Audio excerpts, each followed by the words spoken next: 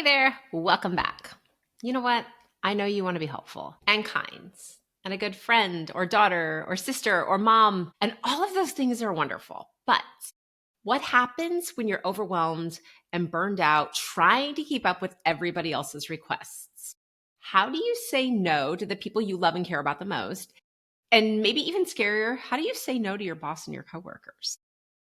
We're entering the holiday season where there are social obligations, end of the year goals, parties, expectations, some that are yours and some that belong to other people. And in this episode, I am going to share mindset shifts that you can use to move beyond people pleasing so that you and other people in your life can enjoy all of the celebrating and the success and being together without resentment, overwhelm, or completely breaking yourself down and breaking your boundaries. If we've not met before, I'm Megan Devito. I'm a certified coach who helps successful, motivated women break free from burnout and anxiety so that they can experience calm confidence at work, set boundaries that actually stick, and finally have the energy and peace of mind to be fully present for the people and the problems that matter most to them. Let's talk about that desire that you have to be really amazing at work, but also at home for a minute. To have happy clients who are getting all the results that you provide in your business, to having thriving kids who are at college, living their lives, building their futures. Maybe they're high school athletes. Maybe they're still little and they're just excited to have you around. You want to have a perfect house and plenty of time, energy, and money, and of course, confidence to feel like you're pulling it all off. But in reality, what happens is that we try to do everything, often bending over backward to help please other people. Maybe we're doing it so that they can tell us we're doing a good job because we feel we need that recognition or that praise. Or maybe you're doing it because you want a raise. That's great. Or maybe you do it because it feels expected. This is often a learned behavior that we've picked up from our family. Maybe as a kid, you heard that you should be a good girl, that you should always be giving to other people, that it was better to give than to receive, or that you should feel blessed. All of those things can be true. And that doesn't mean you have to break your own boundaries or people please. Maybe you learned it from your neighbors who they had a different life than you and you saw them as something that you wanted to achieve.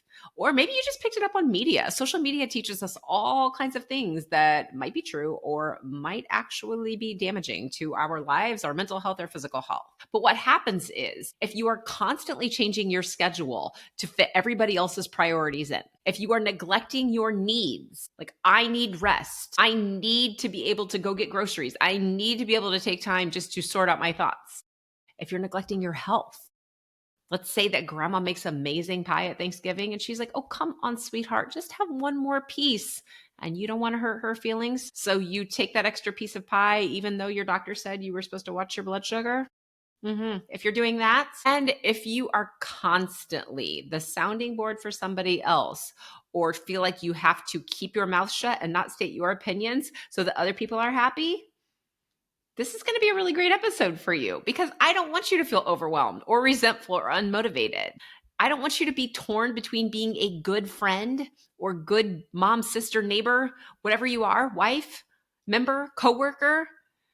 And I don't want you just to avoid work or the holidays so that you don't feel overwhelmed, overstimulated, or stressed out. One of the things I've seen happening recently, yes, on social media, but also in news articles and things like that, is people deciding that it's either all in or all out. If I'm in a situation where I feel like people are breaking my boundaries or people are doing things differently than me, I don't know how to respond. So my only solution is to cut off my entire family. Now, to be clear, I'm not talking about if you're in an abusive situation. If your parents, if your spouse, if someone in your life is abusive to you, if it is actual, honest to God, narcissistic behavior, if they are mentally or emotionally harming you, physically harming you, obviously. If any of those things are happening, by all means, cut ties.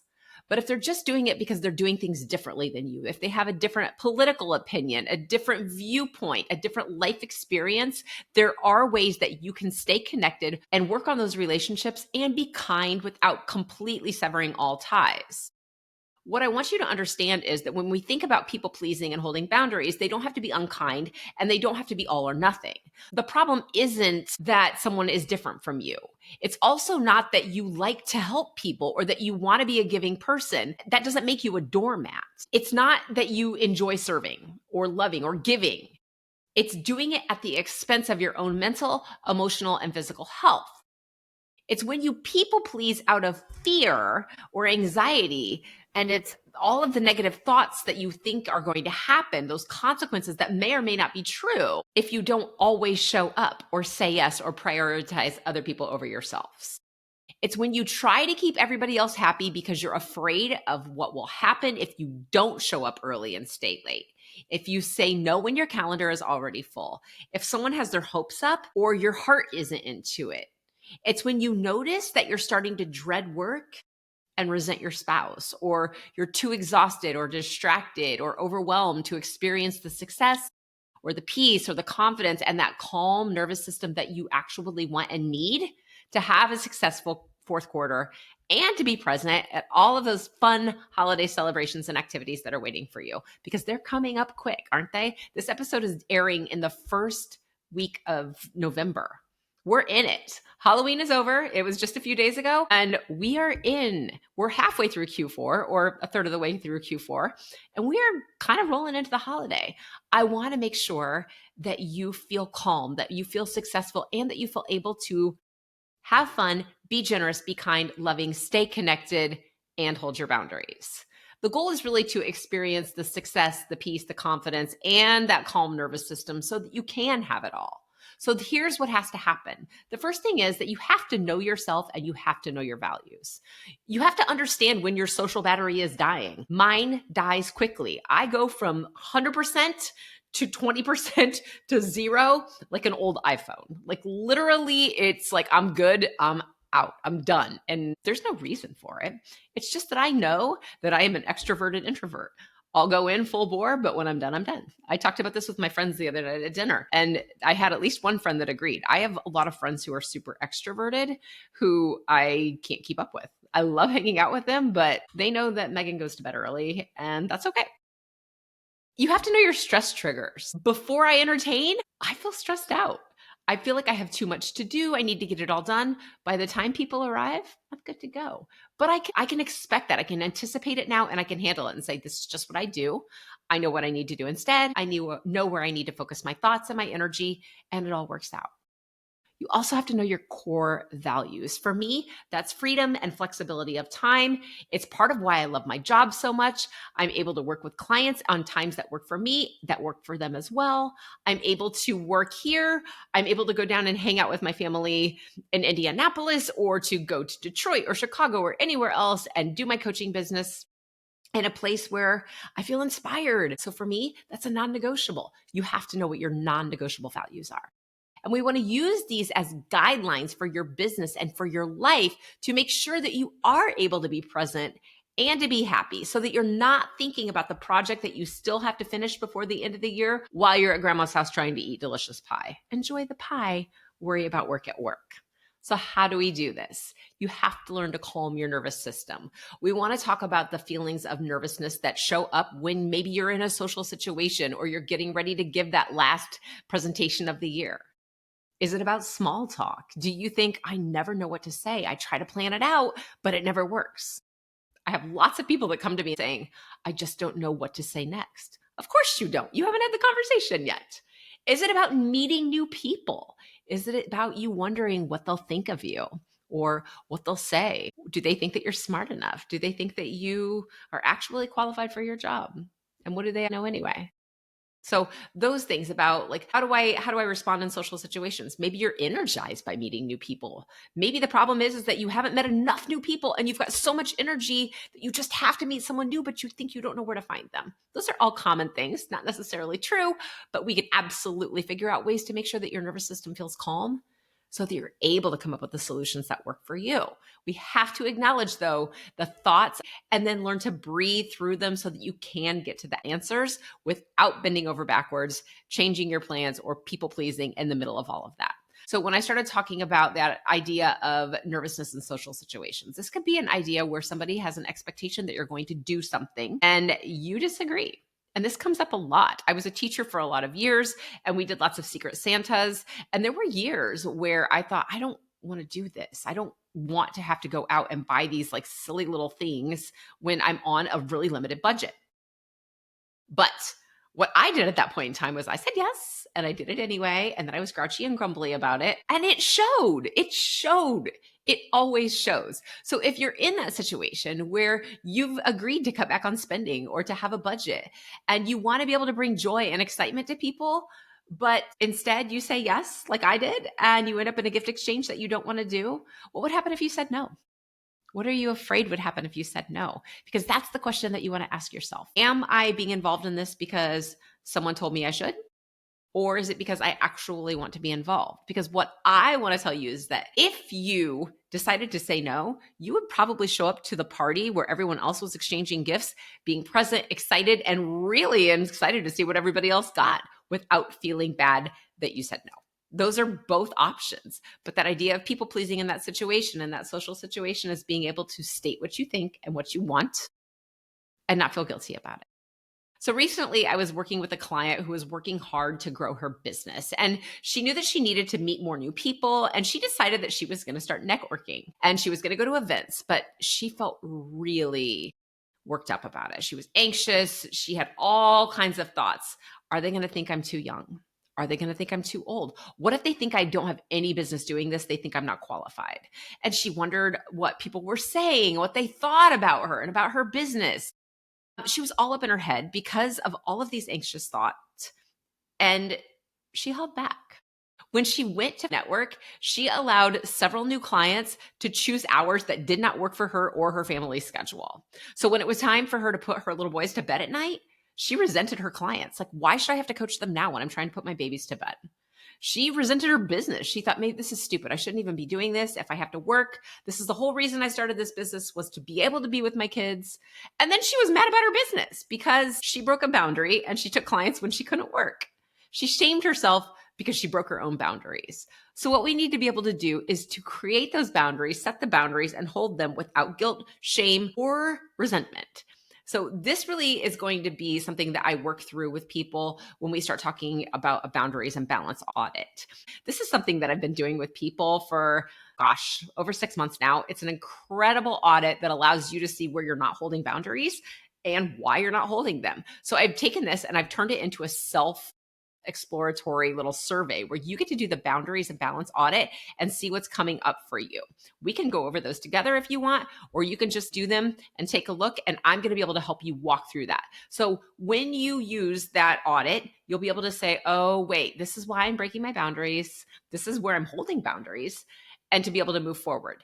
Another thing that we're going to have inside my new Black Friday bundle is the Calm Communicator Guide. So I want you to think about being at dinner with Aunt Betty. Aunt Betty saw your social media post and she saw what you thought about all of those No Kings marches, and she just can't believe that would be your opinion. How is that even possible for you to be in this family and have that opinion? Whether you are thinking right or left right now doesn't matter, because the fact is that she's got some questions for you, and you don't really feel like Thanksgiving dinner is the time to answer them. And maybe there's other situations like, oh, sweetheart, but why aren't you dating anybody? That nice boy next door, I can introduce you. And you're like, hold up, no, wait. All of those situations that come up when we go to those family gatherings, those are coming up too. So I created this Calm Communicator Guide that gives you 10 go-to phrases that you can use with your family members so that you can still have dinner with them, still enjoy the holiday, and shut the conversation down with kindness and without explaining yourself. You don't have to explain why you believe what you believe unless you want to. I'm going to give you some really great short phrases that you can use in those situations to get you off the hook and to keep you connected with the people you love, even though you don't want to discuss politics or your relationship status or your job or anything else. You can do it with kindness without severing those ties. It does not have to be all or nothing. But what I want you to do is to envision the idea of really moving beyond this idea that you have to make everybody else happy to feel successful and confident at work and to be present and calm at home. Because the only thing you're doing is making everybody else happy and leaving yourself feeling awful during a season where I want you to feel joy and present and lightness and success. It's not about doing more. It's not about ditching everyone and everything in your life, but really about calming your nervous system and deciding what brings you joy and what aligns with your Q4 goals, your values, and the holiday season that you actually want to experience. So let's go back to the Black Friday bundle. I already told you about the Calm Communicator script. I told you about the boundaries and balance audit. That's going to be a self audit. You're also going to get the less overwhelm, more life audio course. This is a 5-day audio course. The audios are 6 to 8 minutes long so that you can listen to them while you're commuting to work, while you're in the shower, while you're doing the dishes. You can squeeze them in because I know you've got a lot going on and you do not have time to spend a whole bunch of hours listening to more audio courses. But 6 to 8 minutes a day, you've probably got that somewhere in your schedule. It's going to give you action steps that you can use in the moment to take things off of your calendar and to set boundaries without guilt. It's also going to give you some sprinkling of journal prompts that you can use to help you work through some of the thoughts that are causing you to keep putting things on your schedule or break your boundaries. This goes hand in hand with that audit. It's the perfect complement to the audit to help you start moving forward now so that you, by the end of 5 days, you're like, whoa, I have more time. I don't feel as overwhelmed. That's the whole point of that audio course, and it is part of that Black Friday bundle. You're also going to get a 30-day calm countdown calendar. This is a daily 5-minute journal prompt to help you feel more resilient and to help you get clear on your vision for the new year. This is going to lead right into a free admission to a masterclass that I'm doing in December, a cozy guide to sustainable goals without throwing everything into January 1st, which is really honestly the worst time of year that you could ever try to set a resolution or a goal. Let's not do that. Let's use our natural energy to be successful instead of starting the year in a time when we should be being slow and intentional and build up to the success that you want. Because you really can have it without overworking, without freaking out, without people pleasing and breaking your boundaries. So here's what needs to happen for you to move beyond people pleasing so that you can actually feel successful and confident at work so that you can be present and calm at home. Remember, it's not about doing more. It's not about keeping everybody else happy or ditching everything and everybody. It's about calming your nervous system so you can decide what brings you joy, what brings you closer to the holiday season and the Q4 that you want without sacrificing your sanity, your values, or your time. It's all there. It's all waiting for you. That Black Friday bundle is available right now until Black Friday. You can grab it now. The link will be in the show notes. It's a fantastic deal. I cannot wait to hear what you think of it. And in the meantime, if I don't talk to you beforehand, I will be back again next week for another episode. Take care.